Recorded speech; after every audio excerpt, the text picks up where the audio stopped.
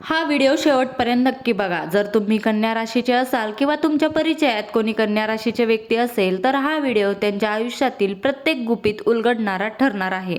ज्योतिषशास्त्रामध्ये नक्षत्राचे भ्रमण आणि ग्रहांचे गोचर मानवी जीवनाला एक वेगळी दिशा देत असते.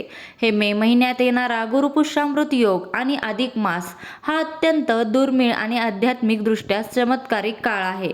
या विशेष व्हिडिओमध्ये आपण केवळ आगामी भविष्यच पाहणार नाही तर कन्या राशीच्या व्यक्तींचा मूळ स्वभाव, त्यांचे गुण अवगुण, त्यांचे छंद आणि त्यांची वागण्याची पद्धत या संपूर्ण गोष्टीचा एक सविस्तर आणि सर्वसाधारण आढावा घेणार आहोत. कन्या राशीचा स्वामी बुध हा बुद्धी, तर्क आणि कौशल्याचा कारक आहे. यामुळे या राशीच्या लोकांचे आयुष्य इतरांपेक्षा खूप वेगळे असते. ज्योतिषशास्त्रानुसार अधिक मास हा अत्यंत पुण्यदायी आणि आध्यात्मिक शक्ती वाढवणारा काळ मानला जातो. या काळात केलेले जप, दान, उपासना आणि सत्कर्म यांचे फळ अनेक पटीने वाढते असे मानले जाते. मे महिन्यातील गुरुपुष्यामृत योग आणि अधिक मासाचा प्रभाव कन्या राशीच्या लोकांसाठी खूप महत्त्वाचा ठरणार आहे. अनेक दिवसापासून मनात साचलेले दुःख, आर्थिक अडचणी, नात्यांमधील ताण आणि सततच्या संघर्षामुळे कन्या राशीचे लोक थकलेले दिसत आहेत. पण आता ग्रहमान हळूहळू बदलू लागले आहे. कन्या राशीचे लोक खूप मेहनती, बुद्धिमान आणि संयमी असतात. हे लोक इतरांसाठी खूप काही करतात पण स्वतःच्या भावना मनातच ठेवतात. अनेक वेळा तुमच्या चांगुलपणाचा गैरफायदा घेतला गेला असेल. काहींना विश्वासघातात सहन करावा लागला असेल तर काहींनी पैशासाठी संघर्ष केला असेल तर काहींनी नातेसंबंध टिकवण्यासाठी स्वतःला त्रास दिला असेल. पण आता ग्रह तारे सांगत आहेत की तुमच्या आयुष्यात हळूहळू नवी ऊर्जा येणार आहे. ग्रहमान काय सांगत आहे? बुध ग्रह हा कन्या राशीचा स्वामी ग्रह आहे. बुधामुळे तुमच्यात विचारशक्ती, हुशारी आणि निर्णय क्षमता असते. या अधिक मासात गुरुग्रहांचा शुभ प्रभाव तुमच्या जीवनात सकारात्मक बदल घडवू शकतो. गुरुपुष्यामृत योगामुळे काही शुभ संधी मिळू शकतात. काहींना नोकरीत प्रगती दिसेल, काहींना अचानक धनलाभ होईल तर काहींना घरातील वातावरण सुधारताना दिसेल. तरीही शनी ग्रहाचा प्रभाव काही प्रमाणात मानसिक ताण देऊ शकतो. काही कामे उशिरा पूर्ण होणे, लोकांकडून गैरसमज होणे किंवा मेहनतीचे फळ उशिरा मिळणे अशा गोष्टी जाणवू शकतात. पण लक्षात ठेवा, हा काळ तुमची परीक्षा घेण्यासाठी आहे, तुमचा पराभव करण्यासाठी नाही. त्यांनी भूतकाळात काय सहन केले, पुढे कोणते चांगले दिवस येणार आहेत आणि या अधिक मासात कोणते उपाय करावेत याचा संपूर्ण लेखाजोखा खालीलप्रमाणे आहे. कन्या रास ही पृथ्वी तत्वाची आणि द्विस्वभाव रास आहे. या राशीच्या लोकांचे व्यक्तिमत्व अतिशय वेधक असते. हे लोक अत्यंत सभ्य, सुसंस्कृत आणि शांतपणे वागणारे असतात. पहिल्या भेटीतच हे लोक समोरील व्यक्तीवर आपला प्रभाव पाडतात. बोलण्यात कमालीचे चातुर्य आणि स्पष्टता असते. उत्कृष्ट गुण, बुद्धिमत्ता आणि अचूकता. कोणतीही गोष्ट घाईघाईत न करता ती अतिशय परफेक्ट करणे हा यांचा मुख्य गुण आहे. हे लोक दिलेल्या शब्दाला जागतात. कोणाचाही विश्वासघात करणे यांच्या रक्तात नसते. स्वतःचे नुकसान झाले तरी चालेल पण गरजूंना मदत करणे ही यांची वागण्याची पद्धत आहे.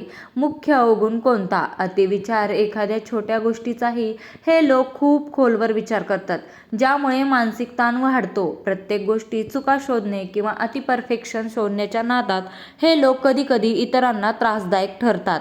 हट्टीपणा. जर एखाद्या गोष्टीचा त्यांनी निश्चय केला तर ते कोणाचेही ऐकत नाहीत. आवड आणि छंद. या राशीच्या लोकांना वाचन करणे, नवीन गोष्टी शिकणे, निसर्गाच्या सानिध्यात वेळ घालवणे, गाणी ऐकणे आणि घर किंवा कामाची जागा अतिशय नीटनेटकी ठेवणे खूप आवडते.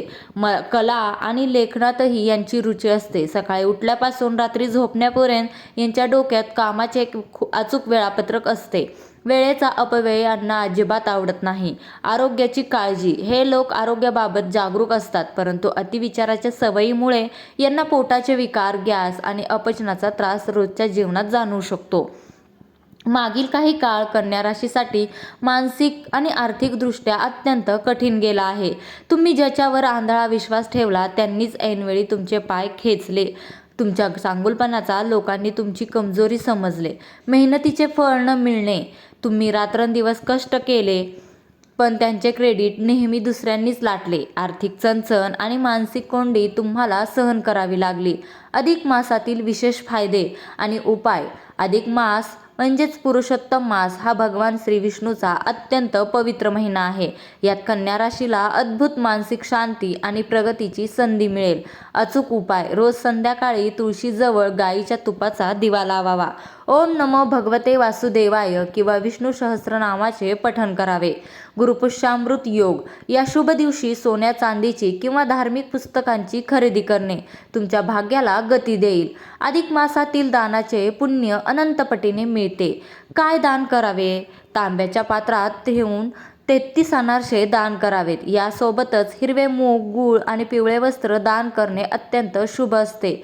कोणाला दान करावे? हे दान कोणत्याही ढोंगी व्यक्तीला न देता एखाद्या सत्पात्री ब्राह्मणाला, मंदिराच्या पुजाऱ्याला किंवा अत्यंत गरीब, अनाथ आणि अपंग व्यक्तीला द्यावे. यामुळे बुध आणि गुरु ग्रहांचे दोष मिटून घरात सुख समृद्धी येते. कुंभ राशीचे लोक खूप गंभीर आणि दूरदृष्टीचे असतात. कन्या राशीच्या लोकांनी कुंभ राशीच्या व्यक्तीकडून कोणत्याही कठीण परिस्थितीत सकारात्मक कसे राहायचे हे शिकले पाहिजे. या काळात कुंभ राशीच्या लोकांचा सल्ला किंवा त्यांची मदत तुमच्यासाठी फायदेशीर ठरेल.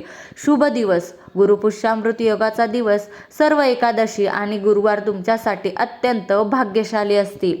या दिवशी महत्त्वाची कामे करून घ्यावी. अशुभ घटनांपासून सावधान.